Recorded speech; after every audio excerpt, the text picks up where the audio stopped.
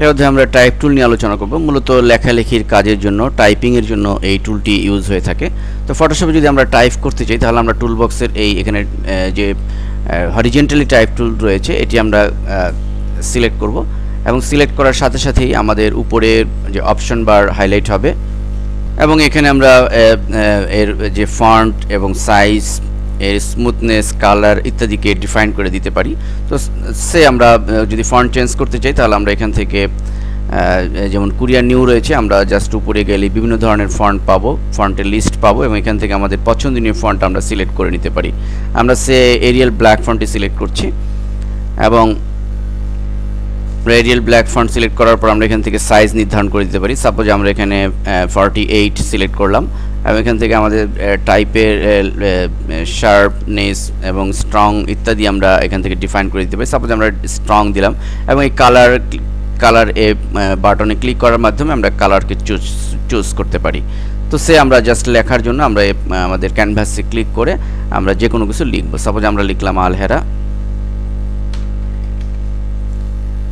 এভাবে আমরা যে কোনো লেখালেখির কাজ করতে পারি এবং লেখার মধ্যে যদি আমরা মডিফাই করতে চাই জাস্ট এভাবে সিলেক্ট করে আমরা পুনরায় কালার, ফন্ট ইত্যাদি এবং সাইজ আমরা চেঞ্জ করে নিতে পারি। এরপর আমাদের টাইপ টুলের আমাদের যদি ক্লিক করে আমরা চেপে ধরে রেখে আমরা আরও 3টি অপশন পাবো। তো আমরা দেখুন এখানে রয়েছে ভার্টিক্যালি টাইপ টুল। আমরা যদি আড়াআড়িভাবে টাইপ করতে চাই তাহলে আমরা ঠিক একইভাবে ভার্টিক্যালি টাইপ টুল সিলেক্ট করে লিখতে পারি। সাপোজ এখন যদি আমরা লিখতে চাই আমরা সাইজটা একটু কমিয়ে নিচ্ছি।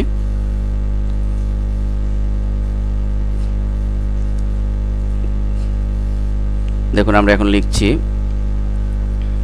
মাল্টিমিডিয়া।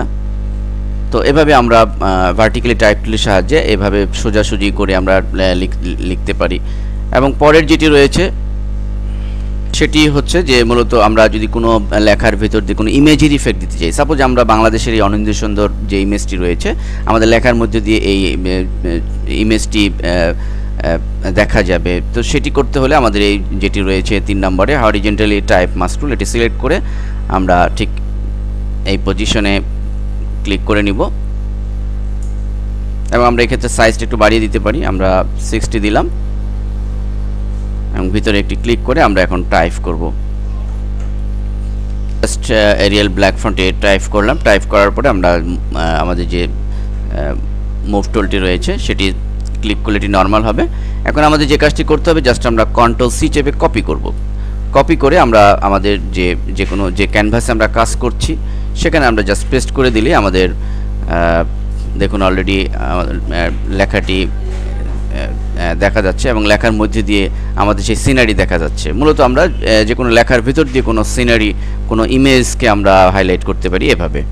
এবং পরের যেটি রয়েছে ভার্টিক্যালি টাইপ মাস্ক টুল, মূলত এটি একই কমান্ড, শুধু ডিফারেন্স হচ্ছে যেটি সোজাসুজিভাবে লেখা যাবে। আমরা মাল্টিমিডিয়া লেখাটি যেভাবে লিখেছি ঠিক একইভাবে আমরা আমাদের কোনো ইমেজের উপরে এভাবে লিখে আমরা কপি করে আমরা নিয়ে আসতে পারি।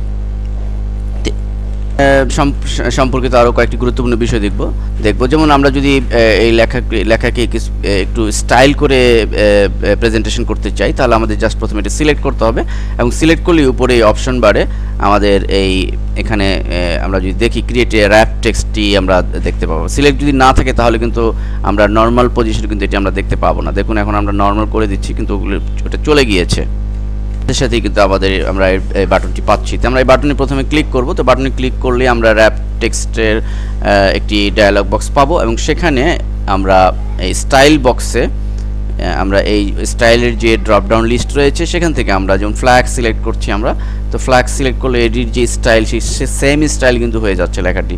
এবং আমরা এখান থেকে যে স্টাইলই সিলেক্ট আমরা ফিশ সিলেক্ট করলে মাছের মতো একটি আকৃতি হয়ে যাচ্ছে। তো মূলত আমরা এখানে যে চমৎকার কয়েকটি স্টাইল রয়েছে বাই ডিফল্ট, তো এই স্টাইলগুলোর মাধ্যমে আমরা লেখাকে বিভিন্ন অ্যাঙ্গেলে সাজাতে পারি এবং আমরা ভার্টিক্যালি ক্লিক করার মাধ্যমে আমাদের স্টাইলটিকে আরেকটু মডিফাই করে নিতে পারি। তো এবং আমাদের বেন্ড যে স্লাইডার রয়েছে এগুলি বাড়ানো কমানোর মাধ্যমে আমরা স্টাইলটাকে আমাদের ইচ্ছে মতো মডিফাই করে ওকে বাটনে ক্লিক করছি আমরা। তো দেখুন অলরেডি আমরা সিলেকশন টুলে ক্লিক করছি, আমরা লেখাটি আমরা একটি স্টাইল করে সাজাতে পারছি। তো আমরা এই টাইপ টুল এবং এর যে অপশন বারের বিভিন্ন অপশন রয়েছে এগুলোর সাহায্যে আমরা মোটামুটি যে কোনো ধরনের লেখাকে আমাদের গ্রাফিক্সে সাজিয়ে আমাদের গ্রাফিক্সকে সুন্দর করে তুলতে পারি।